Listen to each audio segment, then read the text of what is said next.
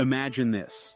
You're in the middle of a heated argument, your heart's pounding, you open your mouth to fire back, and in that exact moment, you say the one thing that destroys the relationship forever. Most people have been there. I have. And I'm betting you have too.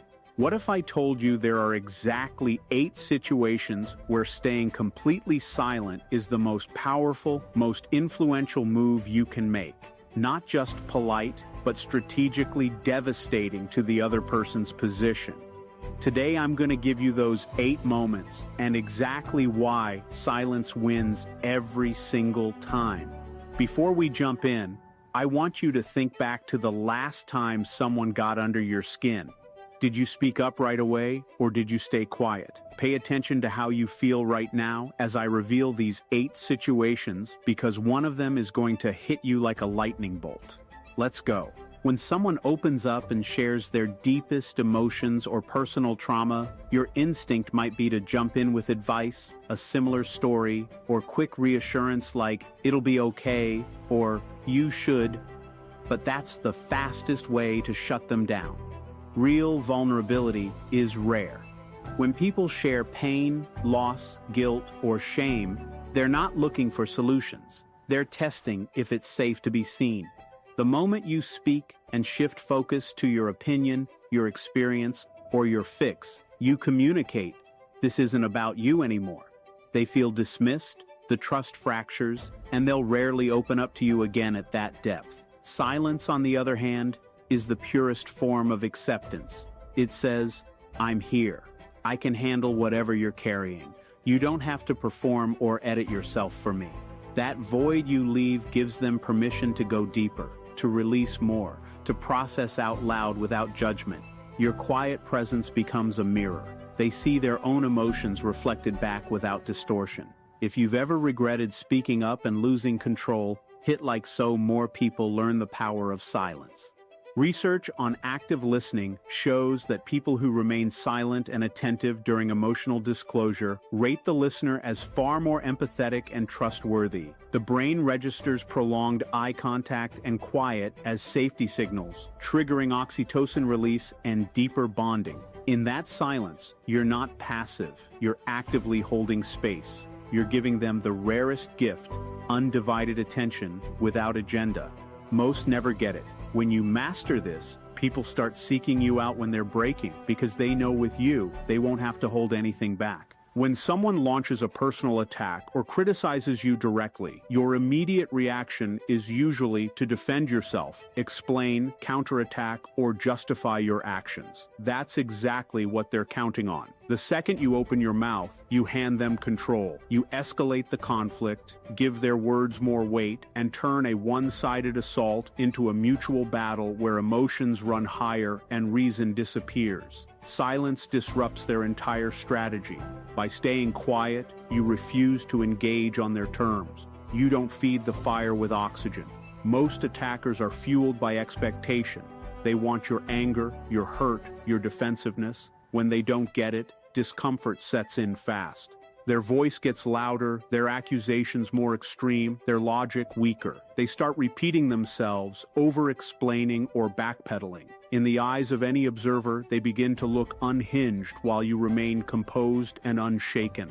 This isn't passive avoidance, it's active dominance. Your silence signals unbreakable confidence. Their words don't rattle you because they don't carry the power they think they do. It forces them to confront their own aggression without the satisfaction of a reaction. Over time, people learn that attacking you yields nothing. No drama, no victory, no emotional payoff. They either stop trying or approach you with caution. The real power comes later. When the dust settles and you finally choose to speak, if you choose to, it lands with 10 times the impact because you've shown you don't need to rush in. You respond, not react. And that calm control makes you untouchable.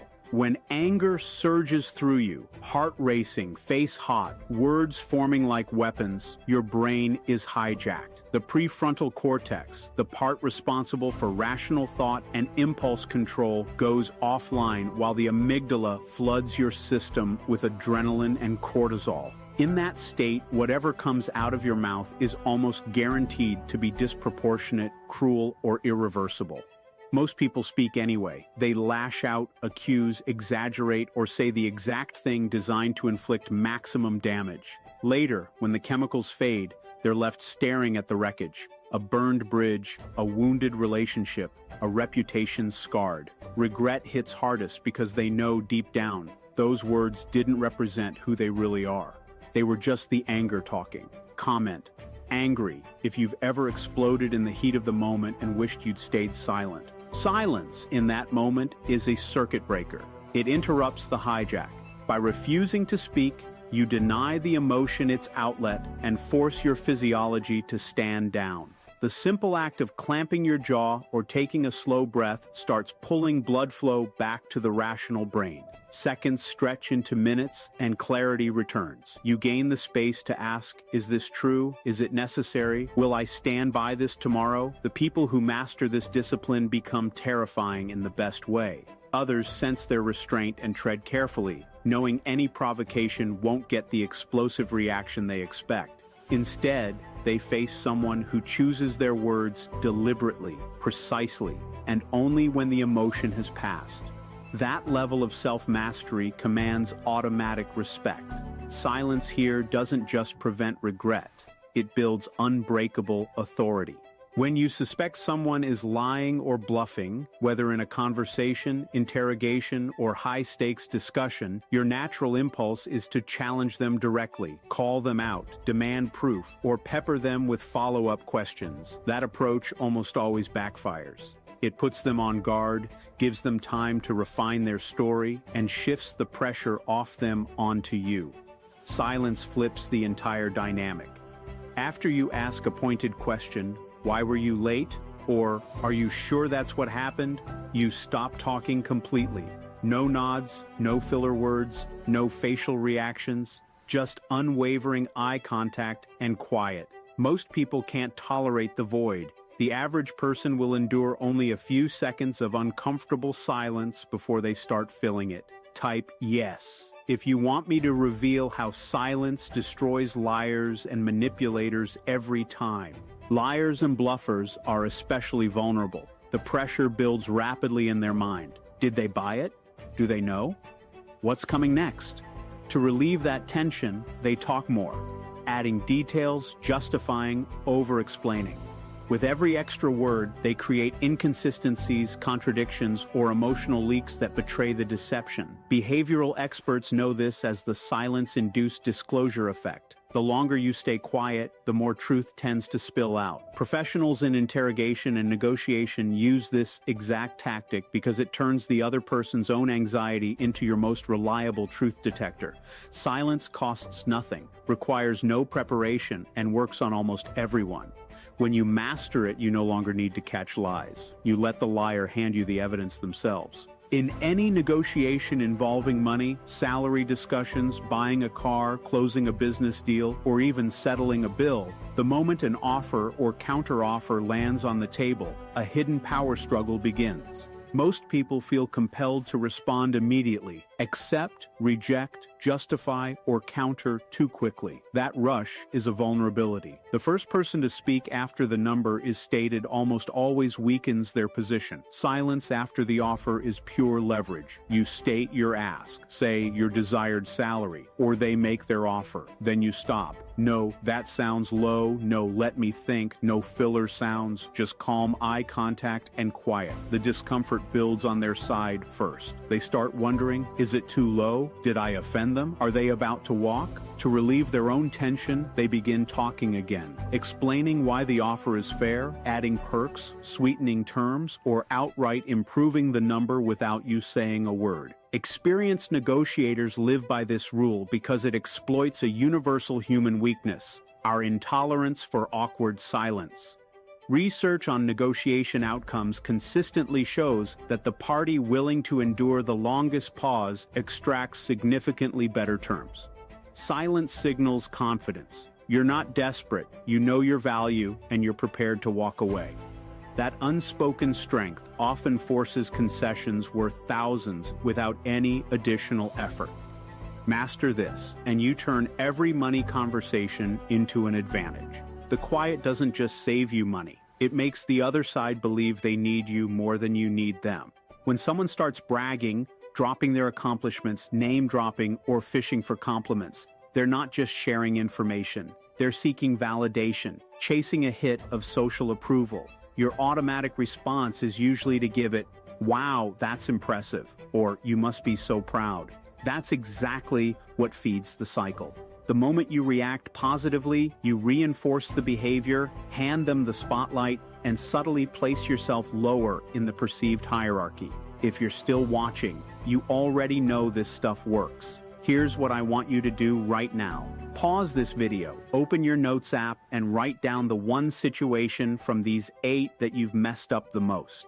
Then type, "I'm committing to silence" next to it. Drop that in the comments below. I read every single one. Let's see who's serious about leveling up. Silence denies them the drug they're after. No raised eyebrows, no smile, no verbal acknowledgement, just neutral eye contact and quiet. Within seconds, the discomfort hits them hard. They expected admiration, instead they get nothing. To fill the awkward void and recapture the energy, they keep talking, amplifying the story, adding more details, pushing harder for a reaction. The more they push, the more desperate it appears. Observers notice the one-sided performance, and the bragger's status quietly drops. Share this video so others stop giving away their power by talking too much. This isn't petty, it's precise social calibration. Your lack of response signals that their display doesn't automatically command your respect. It has to be earned. Over time, chronic braggarts learn that performing for you yields zero payoff, so they either dial it down or seek validation elsewhere. Meanwhile, your silence positions you as the one with quiet confidence, the person who doesn't need to inflate or react. People start watching you instead, waiting for your rare input, because when you finally do speak, it carries undeniable weight. When you're in a group discussion, meeting, social gathering, or online thread, and the topic shifts to something you don't fully understand, the default impulse is to speak up anyway. You toss in an opinion, ask a superficial question, or agree vaguely to avoid looking out of touch. That move almost always backfires. The moment you open your mouth without solid grounding, you risk exposing gaps, saying something inaccurate, or diluting your credibility when someone more knowledgeable corrects you. Silence protects your reputation like armor. By staying quiet, you avoid the trap of pretending expertise. Instead, you observe. You listen intently as others reveal their own depth or lack of it. Some dominate with confidence but shallow knowledge. Others hesitate yet drop precise insights. Their words become data points you quietly catalog. No one notices your silence because groups focus on the talkers, not the listeners. The payoff comes later, when you finally choose to speak only after you've absorbed enough to contribute something sharp and accurate. Your input lands with amplified authority. People think they haven't said much, but when they do, it's gold. Your restraint signals discernment. You don't waste words or chase approval. Over time, this builds a quiet aura of competence. Others start valuing your rare comments far more than the constant chatter of those who speak to fill air. Mastering silence here turns potential weakness into strategic strength. You learn faster, risk less, and command more respect without ever needing to prove you belong. If staying silent in negotiations just clicked for you, comment "money" below. When someone is struggling, venting about a problem, wrestling with a decision, or stuck in confusion, your instinct is often to jump in with advice. "You should do this." "Why don't you try that?" Or "If I were you." It feels helpful in the moment, like you're adding value and showing you care. But unsolicited advice rarely lands that way. To the other person, it registers as judgment. You're implying they're not smart enough to figure it out themselves, or that their approach is wrong. Even if your suggestion is brilliant, the timing makes it toxic. They didn't ask because they're not ready for solutions. They're still processing emotions, gathering perspective, or simply needing to feel heard. By speaking up uninvited, you shift the focus from their experience to your opinion. They feel interrupted, diminished, and quietly resentful. Over time, they'll stop sharing with you altogether. associating your presence with correction rather than support. Silence preserves the relationship. It communicates respect for their autonomy. You trust they can solve their own problems, and you're willing to let them do it. By holding back, you give them space to think aloud, arrive at their own insights, and own the outcome. When they do eventually ask, "What do you think?" your input carries far more weight because it was invited. Until then, your quiet presence says, "I'm here, no agenda."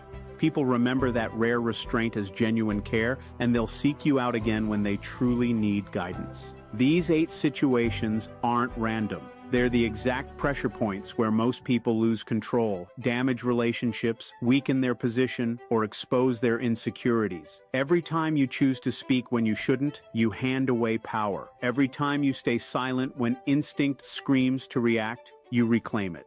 Silence isn't emptiness. It's strategy. It's empathy. It's restraint that builds unbreakable trust and quiet authority. When you master these moments, holding space for someone's pain, starving an attacker's fire, cooling your own anger, pressuring a liar, dominating a negotiation, deflating a bragger, protecting your credibility, and resisting unsolicited advice, you stop reacting to the world and start shaping it. People will notice the shift fast. They'll speak to you with more caution. They'll listen when you finally open your mouth. They'll seek you out in crisis because you're the one person who doesn't rush to fill the air with noise. You become the calm center others orbit around, not because you demand it, but because your silence commands it. Start today. Pick one situation you failed at most. Commit to silence next time it appears. Watch what happens. One deliberate pause at a time. You'll build a presence that words alone could never create. Silence isn't the absence of power.